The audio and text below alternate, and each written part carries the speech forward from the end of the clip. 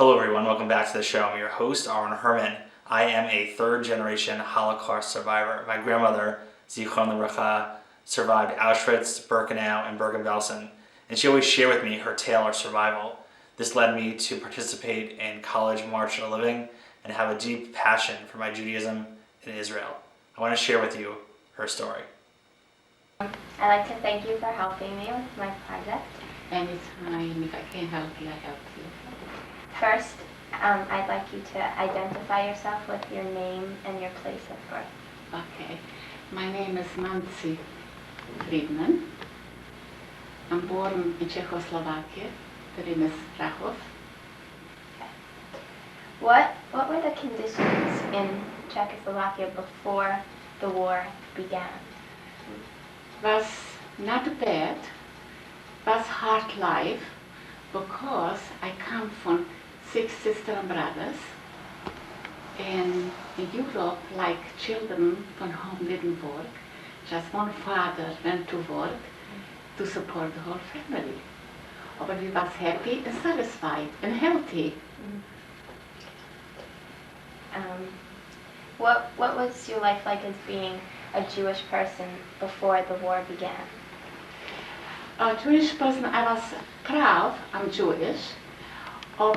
We lately suffered a lot because we are Jewish. Did you hear about what was going on before the war? Not really. We didn't hear nothing. Just we had a lot of, from my hometown, we had a lot of people like, we had Germans, we had a Hungarian, we had the white Ukraine, this is like the Russian, and in every corner when you walk, you always hear they stay together and talking about the Jews. And we was young children, we always came home and said to the parents, you know, I just didn't understand the language because I spoke Czech and we spoke Yiddish at home, so I didn't understand the Hungarian language and didn't understand so much the Russian. But the Jews, when we said the Jews, we understood.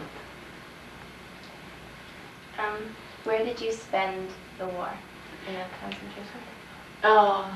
First they took us from home in 1944. They took us away deep in Hungary, by the place they called Matisalka.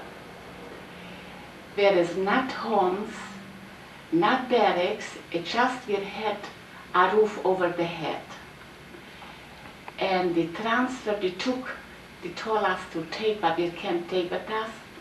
And we arrived in this place, was just terrible the weather, raining, and just the head covered from the roof.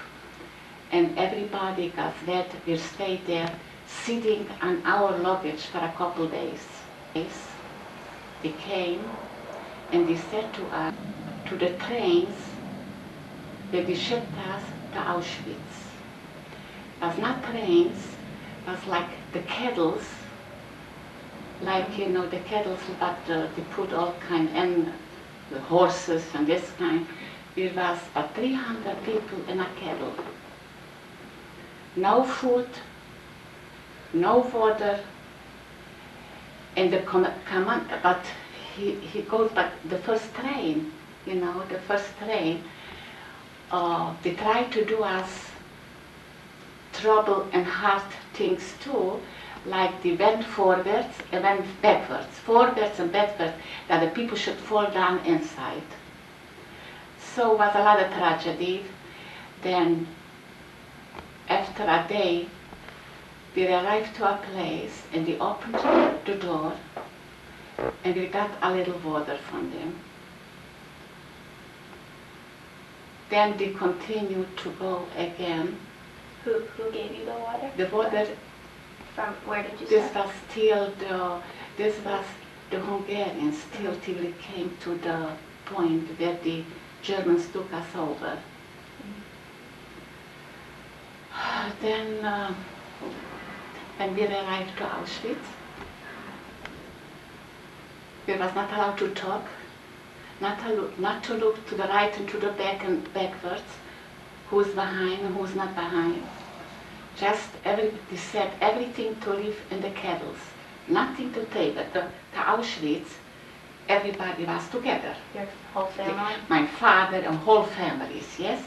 We even had, the rabbi was a big name for my hometown, but was a very religious. He never looked at women or something. He just prayed day and night. And this rabbi was banging his head in the wall. My father was a hard worker, and he was a very healthy, strong man. He fainted because the children was crying, they want to eat, you have to go to a toilet, you have to do nothing. It was all together, women and men. So my whole family was in one place till we arrived to Auschwitz. What happened?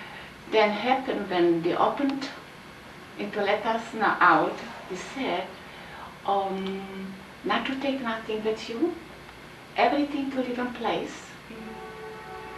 And we came down from the train, and there was, what I remember was a SS man, the SS people was waiting for us.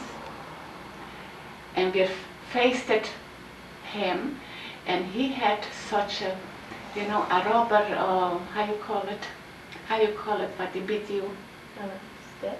Or... Yeah, the rubber stick, and this has a name.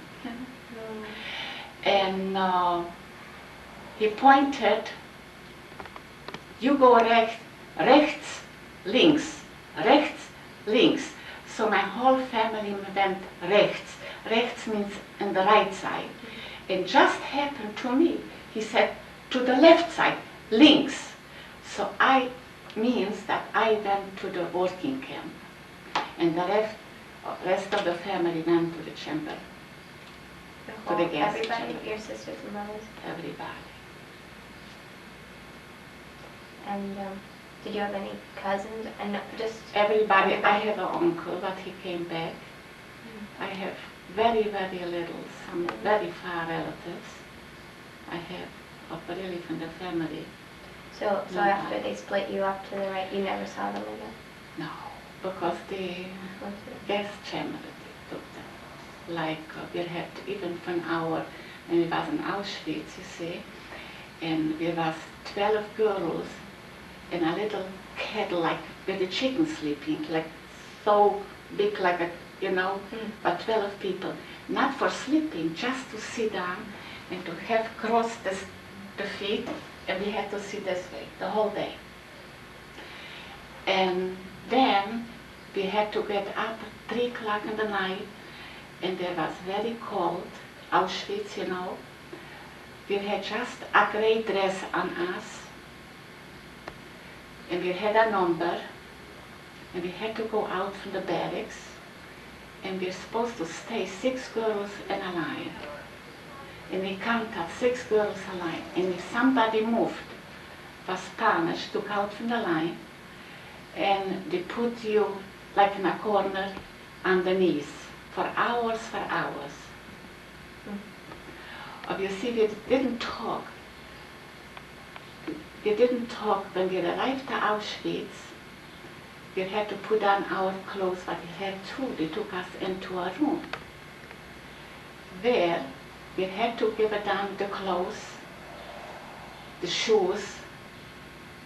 They cut our hair off,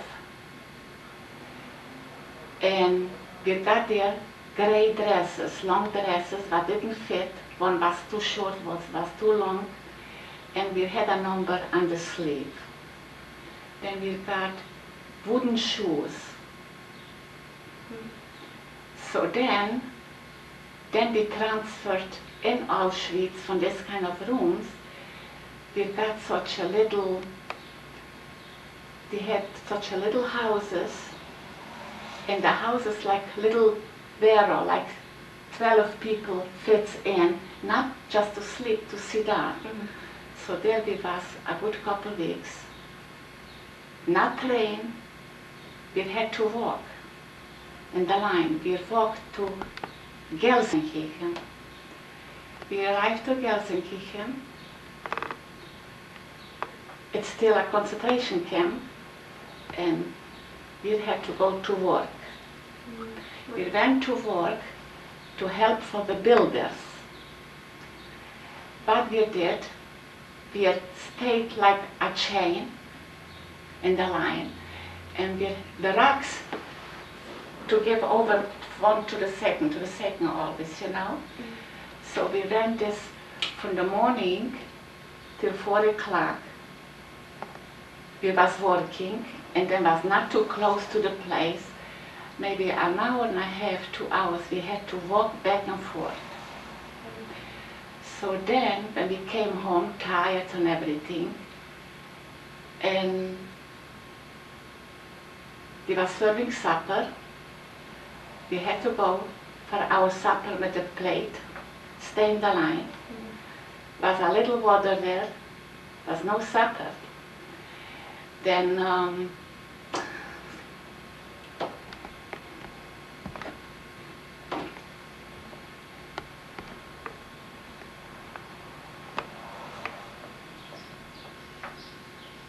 to eat, you could not survive for long. You got, then we had to stay again in another line. The other line was giving out like a pan of bread once in a week. So nobody wanted too much to eat the bread because we were saving. Save, you know. Oh, I don't want to eat now a piece of bread. I want to leave it for tomorrow, if not tomorrow, after, you know. So between girls, when we went to sleep, we hide the breads from each other because we had a lot of girls which took the breads away too. They didn't have enough, so they stole the bread, you know. If you couldn't watch, you didn't have what to eat. So, when you came back from work and after dinner, what else did you do to pass the time? Were you allowed to? Well, to sit in the place where we are, in the kettles there, not to go out. Not to, because we had people, the Germans, we see it, how you call it, outside. We was watching. People should not run away. People should not do something, you know. We was control under watch. Did you make friends there while you were there? You don't make friends there. There is everybody want friend. Everybody want to survive. You don't make friends like to say, oh, let's go to a movie, let's go for a walk, or what you wearing today, what you wearing later. This was not a place. This was just, we just prayed, we want to survive. We even didn't care what we wear if we don't have the hair, if we don't have clothes. Just we want to survive and to see the rest of the family. But we didn't came to it because then we saw already where we are. We were not allowed to do this. We didn't get the right food. People for not eating, sometimes, but we were so shrink the inside that even we got the food a little more, people got sick and died. This was Gelsenkirchen. Then from there, we transferred again. So from there we went to Essen. The town, it's not a town, I don't know how big, but Essen. So to Essen we arrived, and we got at bunkers. You know what does bunker mean? You know, when it's at the wartime and you hide in it. It's such how, you know, and the hiding was in the ground, under the ground. And under the ground, there was ready beds. You know, but you slept and you didn't have to sit cross with your legs, you know. We had beds, but the problem was, from the ground, the roof was dripping in, drip, drip, where your head is, where you're sitting, all over was water. So then, from there we went to work too. If we got work, we was happy to go to work, again in the morning. We went to work we worked in a factory. uh, we made it such a thing that machine work was still very hard, but a little bit better than Auschwitz and Gelsenkirchen. What year was this that you were at? 1944 was happened everything because in 1945, for 1 year, in 1945 I was free. So in essence, so we went to work. Again, couple miles to walk back and forth. It was a little better because on the line, he let us a little more to move around, and we got something to eat in the factory. We was very good workers. You know, like a pencil, you know, and you have to sharpen it. So we had this kind of things went to the army. And was so thin like a pencil, and this came maybe by 1,000 in a box. And we got it machines, everybody got a machine, and we had to sharpen the end of the pencil. And we did it very well. So we got a little food more, and we behaved a little better. It was hard, but better like Auschwitz and Gelsenkirchen. So there, then, what happened? Then they took away us to this place, and then a lot of people, not everybody went to the factory to work. Other people they took to the, what should I say, where they grow potatoes, you know, like to the gardens, the big gardens, they grow potatoes, they grow the corn and everything. A lot of people went there. So all of a sudden, bombs was falling. And the bombs was falling so much that they let the people come back home. And we came back, you know, and our home was under the ground. And we had a lot of Russian people there too. So, but we was not together. The Jews were separate under the ground. The Russian was separate, and the bombs was bombed unbelievable. And who was bombed? And all the bombs fall on the Russian, not on the Jews. We was lucky. God wanted this way, you see, to live the Jews. So we said, we'll have a lot trouble, but still we have a little luck that the bombs didn't come on us, it went on the other people, right? So then, we still went to work, and then we didn't have any more so much work. So we stayed a little while in and out, and we was hungry. We was hungry, and from where we were sleeping under the ground, we saw from far away something like potatoes, you know, whole things, whole bunches of potatoes. We was 5, 6 girls, and we said, you know what we can lose already. We know already what's going to happen to us. Please let something to eat. So we 5 or 6 girls, I remember, we said, let's go, and let's go take potatoes. And the potatoes was on the other side from us. And there was the German soldiers that took care. And they saw if somebody came near to it, we start to shoot. But we didn't care, we still went. I remember when we went, we passed by to the place where the potatoes are, and we took in our dresses, picked it up. Then was something, Russian people was still alive. It was very tricky and very smart, just like today in the world the Russian they are, how they are. And the Russian girls didn't want to waste their life to go for it. They let us to go, and we was waiting till we come back on this side, and we took the potatoes away from us.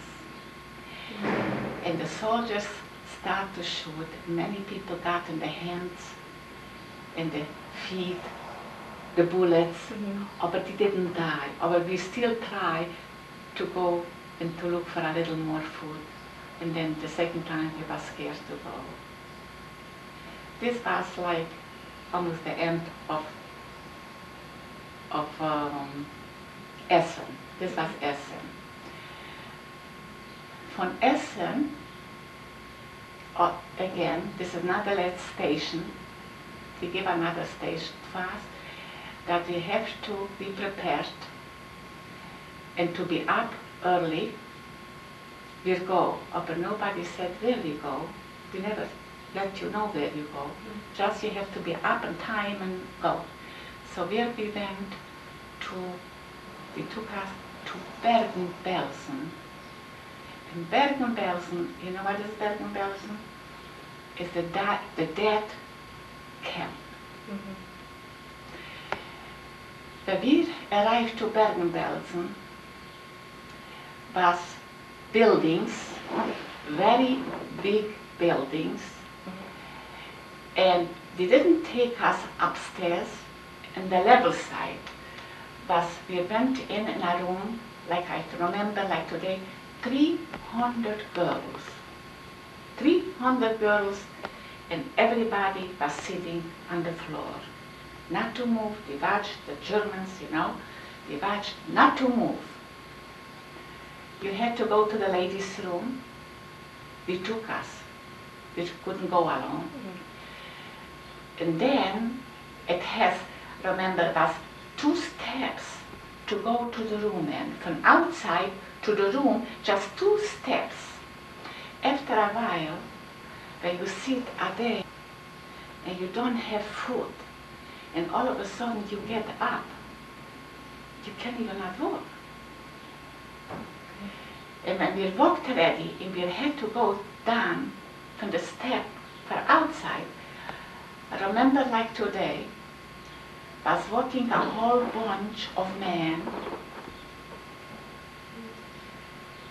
with the German soldiers, and the man,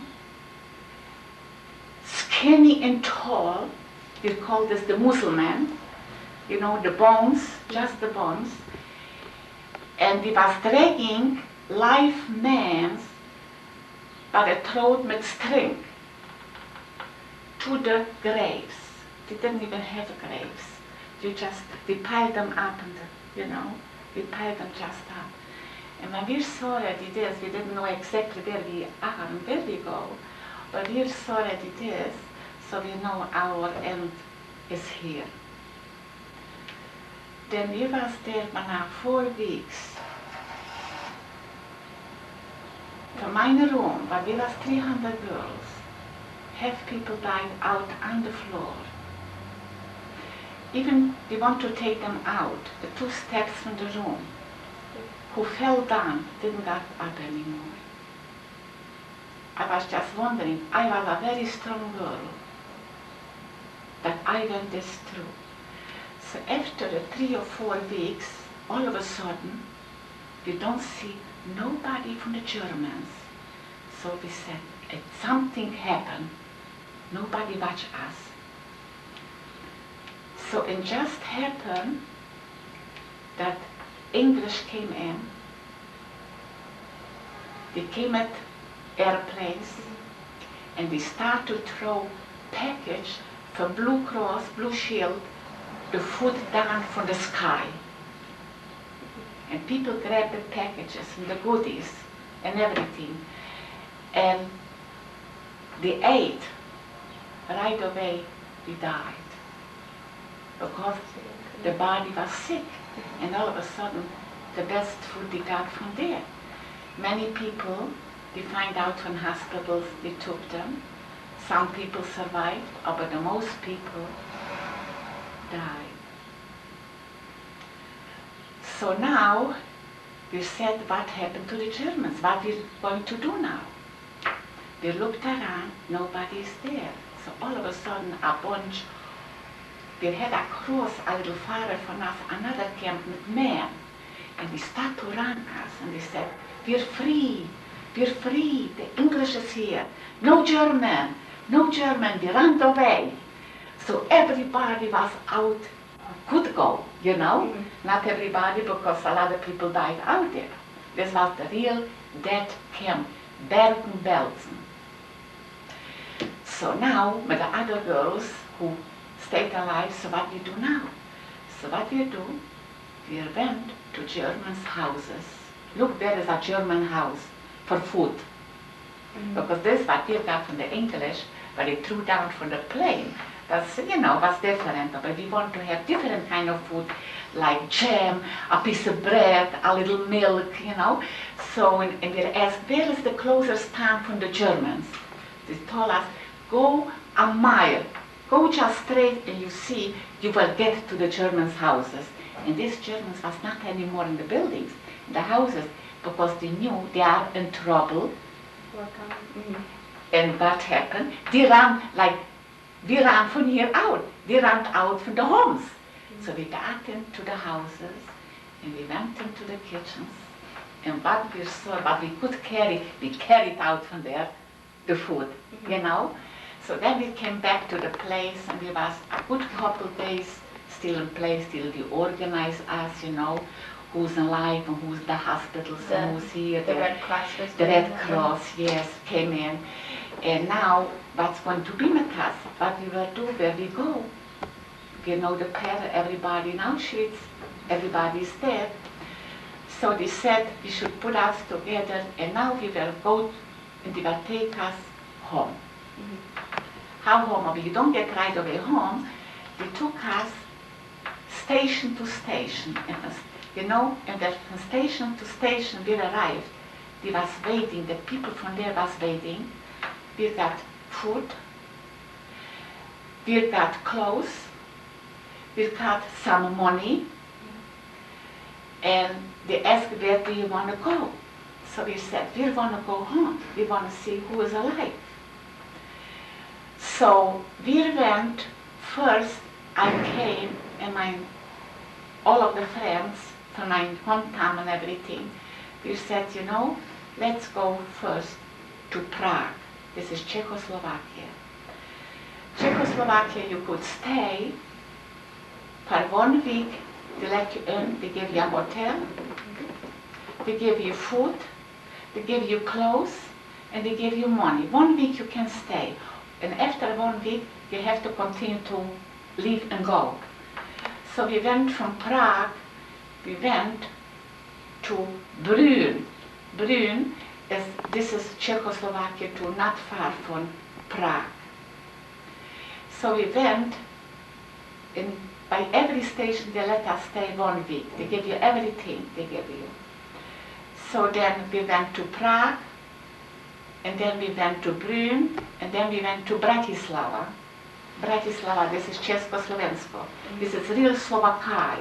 This is Czech, but it's more Slovakia, you know, like Československo, like they say. So we stayed there, and then we, for 1 week too, then we really didn't want to go, all of us, home, because we had the Russian by us. So we said, let's go slowly, 2, 3 girls at one time. We will look around who's alive and come back, and then another 3 girls will go and look around, because everybody wants to go home and take a look what's going on.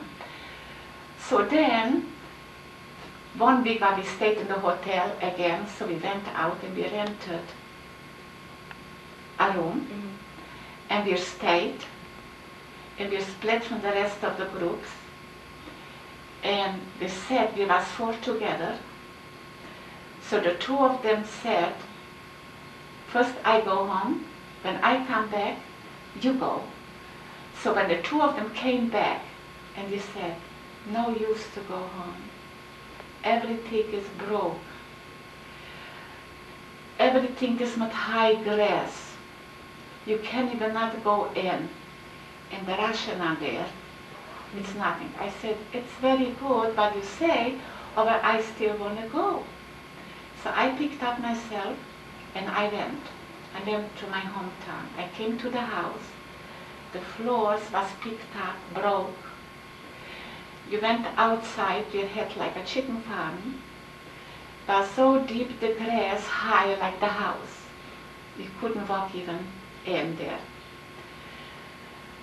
Then I had a friend from before the war, and she right away went back to this hometown, and she said, I'm not going nowhere, I want to settle down in my hometown. She had a boyfriend already there in hometown. She said, we're getting married and we want to stay there. So she said, come and stay with me. I said, no, I don't want to stay here. I want to go back to Czechoslovakia, not to this town. Nobody was there for my family. And she said, you know what, let's go for a walk. And we went for a walk. This was, and they said in Russian, because I understood, they say, come on, come on. They want to take us to go to work. You know, they catch, especially the young ones, you know, they catch, come to work, come to work. And I got very scared because my plan was not anymore to stay there, because I lost everybody. There's no Czechoslovakia to Brüm, Prague, you know, but everybody's going. So the next day I picked up myself and I went back. I went back, and then I saw already what I left at home. It's nothing there. Nobody's there, nothing is there. So when we came back, so now what we're going to do? They have to make a living, they have to pay rent. What we're going to do? So the girl said, you know what, let's go. We've had such a help, the office, like they're helping for the people. When they came back from the concentration camp, they was there an office. And I go to say, I want to stay here, how I can get apartment. So they said, if you find out where German people live, you can take over and you can move in. So we had an eye and something, where to go in and where to take over, and we should do the same thing that they did to us. So the other girl, we went and we find that apartment, very nice, pohranichi. Pohranichi, it means it's not right in Prague. After Prague, where used to live German and Czech, the two nations. So, and from the office they said, if you know where you can get apartment and you see you like it, and Germans are there, you just can't throw them out.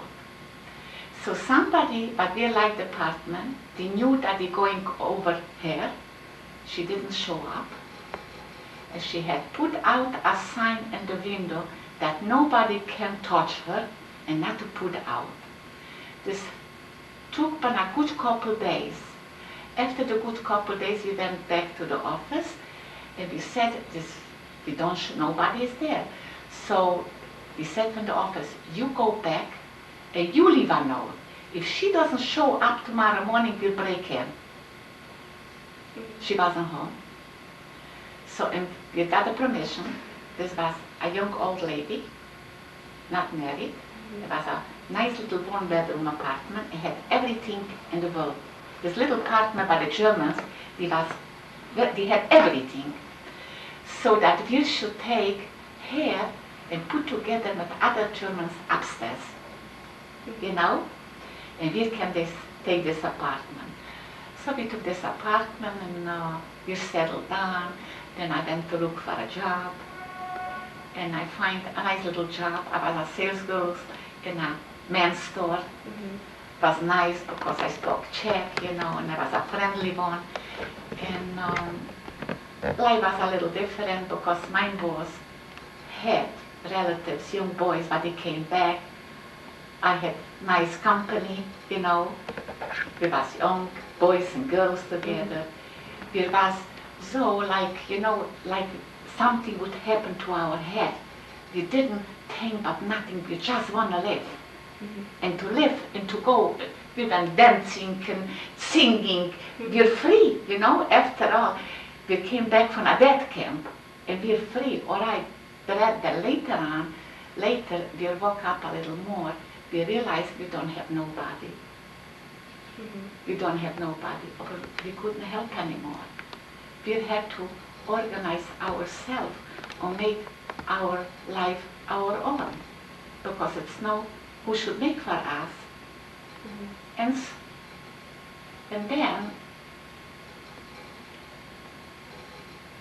then was a very big epidemic again in Czechoslovakia. People didn't want it too much to stay. You stayed, how much you stayed there? We stayed there for 2 years.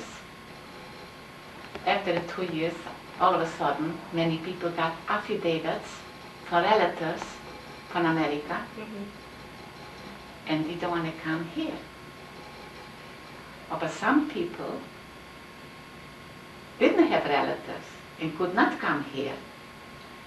So we went back, but it was over the war, we went back to Germany. There was a Hayas.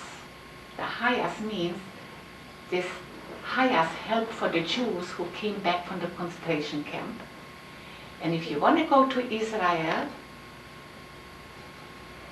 you had to organize yourself to register, and you stay till it comes together one group. And if you want to go, you can go. Just was this time a little hard too. When in my time, I went to Israel from there.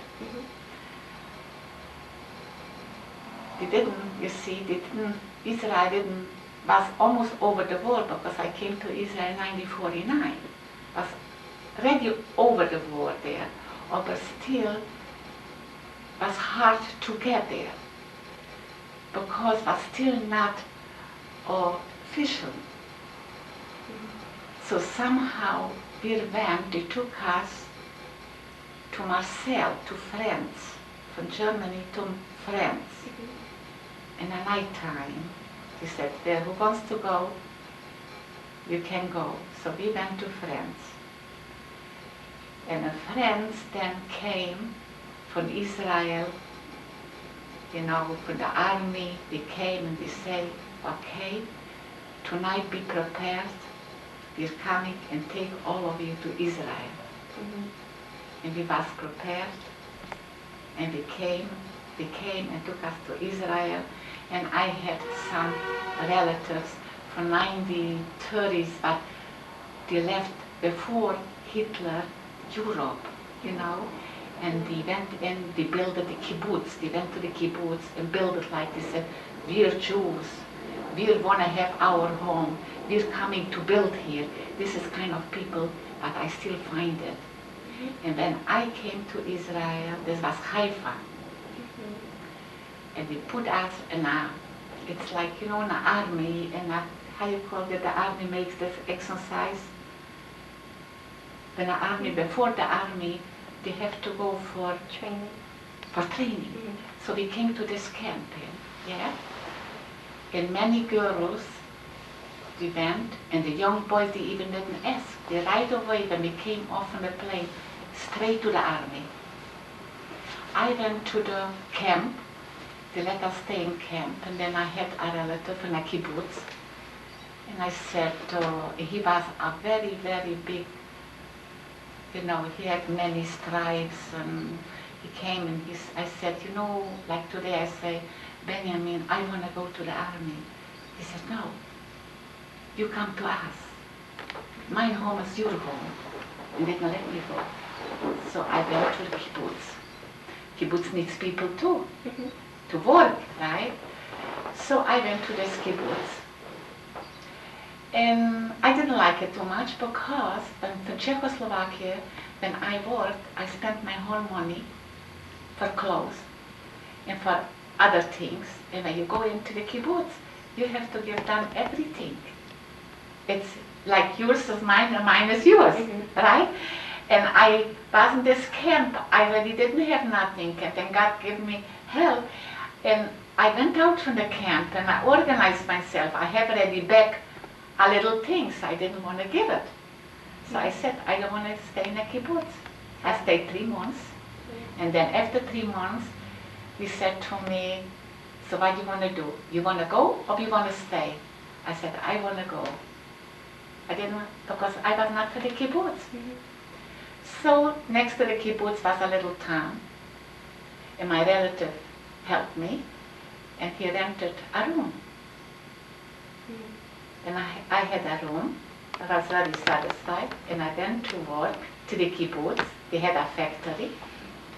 But they made halva. They made pudding.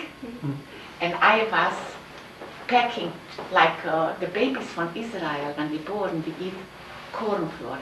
It's like a flour, and they make it like, it's like HO, you know, you cook it, and they feed the little, even today, the babies. So we had to scale it 200 grams, put in a bag, from the bag in a box, from the big, small box to the big box. And I was very fast, you know. So, and I made it nice money, and I liked it. Then, in the same place, I met my husband, but he was a manager, and I didn't know nobody, and I saw how he had a big name, Ari Friedman, and everybody, and he whistled so nice, you know. He was so good looking, so I was talking to myself, oh, this guy is good for me, you know.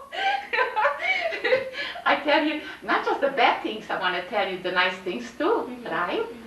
So I met him, so I felt ready, you know, a little better too. And after 2 months, he bothered, he wants to marry, and he has to go to the army for 2.5 years.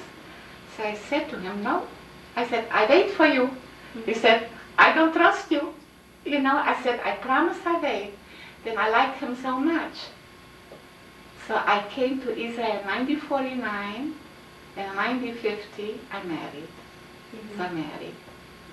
I had a very nice life, and life was a little better. So how long did you live in Israel? I lived in Israel 10 years, 9. And to this country, to America, we came in 1959. How come you came to the United States? I came to the United States because, again, you see, you know, people always want to, they look always to make for them trees, but they have beautiful, fresh fruit. My husband had 3 aunts in Argentina. When we got married, we got a house from Argentina. A house. You know this kind of houses? They have the walls, but they put them together and they ship them. So we got them, and then we rented, we took people who knew how to put them together. And my husband then, when we married, my husband went to the army. When he came for vacation, for Chofish, they call Chofish means vacation. When he came for vacation, he had very good friends. So we built another 2 rooms, my husband with his hand. Like they say in Jewish, a tzigel of a tzigel, you know. When he came home from the army for a week, so, and he had good friends, so we built another 2 rooms. So we had 1, 2, there they come different. There they don't count the kitchen for a room. There we say a kitchen, 3 room, bedroom, shower, and then he went to the army. And he had the 3 aunts, like I say, very well friend on. And we got hell like 200 kilo, you know how much is too? I don't know how they count here the kilo, there is the kilo. But they sent us food, we got rice, everything was very expensive, even the head was expensive in Buenos Aires. When Yes. you came to the United States, how was your life? When we came to the United States, my family, I came, arrived, a ship, and we arrived to Brooklyn. We felt very sorry, but we came. because we compared when we arrived to Brooklyn, was look different than in Israel. Everything was, the building was so black and everything. And the children, like Nurit, my daughter, Nurit was 7.5 years old. Ilana was 3.5 years old. And he was so smart that he started to cry and say in Hebrew, I want to go back to Israel. And we was very upset. We cried too because we didn't have too bad in Israel. Everybody knew us, everybody, oh, Boker Tov, Shalom, Shalom. Everybody friendly, and all of a sudden you come to America, it was a little hard, no language. You don't understand, you don't speak. To start again from the beginning is not so easy. Oh, you see, my husband was a very, very famous man, but he knew to organize himself, and he knew right away he got a very good job, He had a good job, and even out the language, he made it very good life for us. He made a very good life, just he was a manager like here, and he knew everything in this place. And he had 60 people under his hand. There's more people that didn't want to work, And he started to smoke more and more and more. And the cigarette killed him away. And he had 16 years good ones in this country, because it's a good country. And after the 16 years went, he passed away from lung cancer. And from this time, I cannot say two good things. And this is my end of my young life, European, Czechoslovakia, concentration camp, then better, and then again, good and bad. And now I hope they'll be a little better. Did you ever speak about this with anybody before? My children knows everything. When my husband still was alive, every time Nurit and Ilana used to come and sitting on our bed, and we had to tell them. And we were very involved here in the Holocaust too. Ilana was giving speeches in the Holocaust. Because the second generation, we went ready through, we know what it is. Now we have to teach, and we have to show for the second and the third generation how to behave and how to be. Should Chas v'Chalila not, you know what I mean? I don't even want to say. We should know. People should not forget. We should still work together. So my children are very involved in the Holocaust. Milana is special too, She's Jewish, she always speaks when we have the Hashua, and we have like the yearly, between the 6 million people. We light candle in the shul, and we have everything. We have the honor. I light a candle, and Ilana was giving speeches. Okay. Thank you very much. You're welcome. I don't want to cry anymore. I want to just laugh. And I hope you youngsters too will take advice from us and to work. It's your life too. It was our life, and now it's your life. It's up to the other second generation. Now we're taught for the second generation what we went through, and now you have to work it and try to make the best of it too. Right? Yes. As you can see, my grandmother was an incredible woman, a survivor. She loved her family. She had a deep passion for Israel and being Jewish. And we need to share stories like my grandmother's, because when we say never again, we have to mean it. And unfortunately, Holocaust survivors are dying each day. So we need to find these stories, we need to share it and educate future generations. This is Aaron Herman, and thank you for watching.